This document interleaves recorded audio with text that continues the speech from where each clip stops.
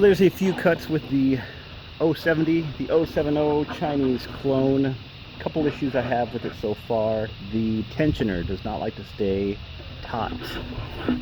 Had to tighten it a couple times. That is definitely not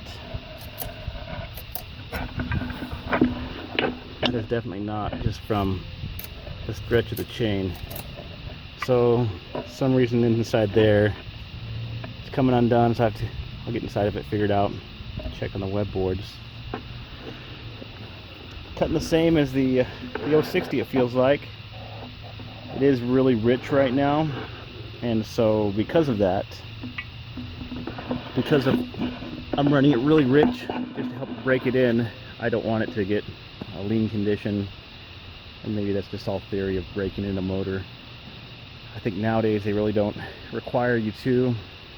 Some old literature says you do. Of course, this is a Chinese saw, so it's probably better to do it. I'm cutting Chilean, I think it's Chilean mesquite, Arizona desert mesquite.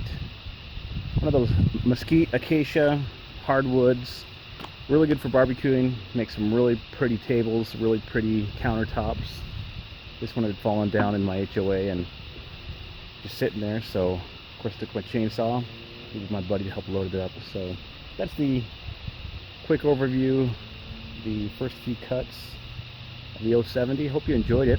Let me know what you think. I know there's gonna be a lot of haters out there. It bogs down, it's too slow. It is a low RPM saw, but figured out. I got it as an experiment, see how it works, just to kind of try something different. Have a wonderful afternoon. Like and subscribe. Share my videos and show me what you have. Adios.